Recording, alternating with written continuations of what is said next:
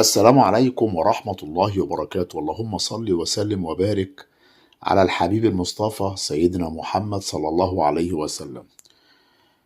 انتقاما من أمه، شاب يشعل النار في شقتها ووالدته تنقذه وتدافع عنه. سبحانك يا رب.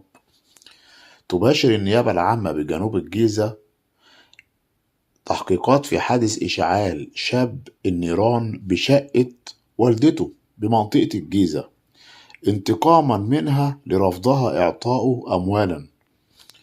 وطلبت النيابة تحريات الأجهزة الأمنية حول الواقعة، وبشرت التحقيق مع المتهم الذي أفادت والدته أنه يعاني من مرض نفسي وسبق علاجه بمصحة نفسية، وعندما رفض الطلب بإعطائه مبلغ مالي أصابته حالة هستيرية وأشعل النيران في الشقة بعدما سكب كمية من مادة مساعدة على الاشتعال.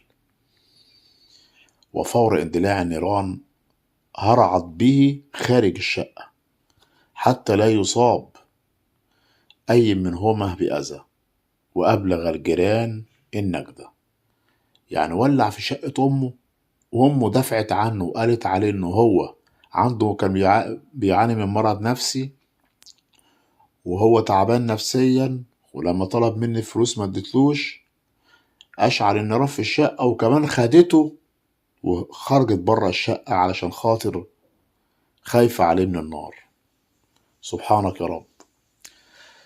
تلقت غرفة عمليات النجدة مديرية أمن الجيزة بلاغا بنشوب حريق داخل شقة سكنية، وانتقلت الأجهزة الأمنية إلى محل البلاغ مدعومة بسيارتي إطفاء، وتم فرض كردون أمني لمحارسة النيران ومنع امتدادها إلى المجاورات، وتمت السيطرة على الحريق دون وقوع إصابات. وبعمل التحريات وبسؤال مالكة الشقة عندها 70 سنة، اتهمت نجلها عاطل يعاني من مرض نفسي وسبق حجزه داخل مصحة نفسية لتلقي العلاج، وتم اتخاذ كافة الإجراءات القانونية اللازمة حيال الواقعة. وتولت النيابة العامة المباشرة للتحقيقات. هنقول ايه اللي لها الامر من قبل ومن بعد؟ الشاب عشان عايز فلوس يحرق في شقة امه عشان خاطر عايز فلوس. الام يا عيني بعد ما عرفتش تديله فلوس ولع في الشقة، الاخر بتدافع عنه وخدته علشان خاطر كمان يعني خايفة ان النار تمسك فيه. شوفوا قلب الام. لله الامر من قبل ومن بعد. بشكركم جدا، بتمنى من حضراتكم الاشتراك في القناة، تفعيل زر الجرس، والسلام عليكم ورحمة الله تعالى وبركاته.